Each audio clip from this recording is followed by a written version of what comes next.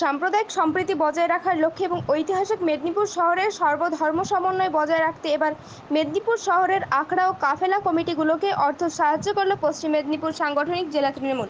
সোমবার পশ্চিম মেদিনীপুর সাংগঠনিক জেলা তৃণমূল ও মেদিনীপুর শহর তৃণমূল সংখ্যালঘু সেলের নেতৃত্বদের উপস্থিতিতে শহরের 37টি আখড়া ও কাফেলা কমিটির হাতে অর্থ ও কিছু খাদ্য সামগ্রী তুলে দেওয়া হয়।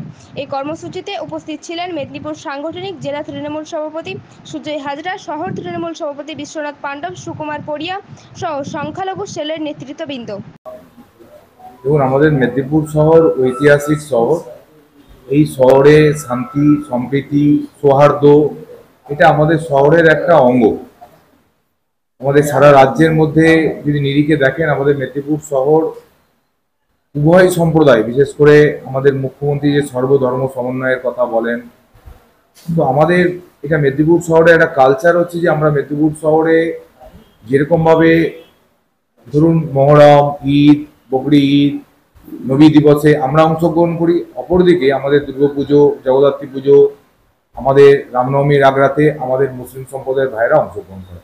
ফলে এই যে আমাদের পরস্পরের মধ্যে এই যে একটা সমন্বয় এবং আমাদের এই যে একসাথে মেদিনীপুর শহরে ছোটবেলা থেকে বড় হয়ে ওঠা, তো আমরা সেইটাকে সামনে রেখে আমাদের যে মেদিনীপুর শহরে মহল্লাগুলো আছে আর্থিক দিক থেকে সবাই দুর্বল।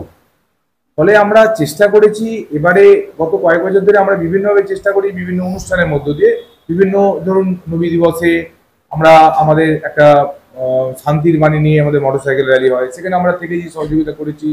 আমাদের অন্যান্য প্রোগ্রাম আমরা সবসময় থেকেছি। তো এবারে আমরা শুরু করলাম আমাদের এবছরে যে আখড়া কমিটিগুলো আমাদের এই মহরমের উৎসবে অংশগ্রহণ করছে, যে কাফেলা কমিটিগুলো আমাদের এই মহরম উৎসবে অংশগ্রহণ করছে, যে আলম পাক কমিটিগুলো আমাদের এই উৎসবে অংশগ্রহণ করছে, তাদেরকে আমাদের দলের পক্ষ থেকে আর্থিক সহযোগিতা এবং সাথে সাথে কিছু বলতে পারেন যে রাইস আমরা তাদেরকে তুলে দিলাম।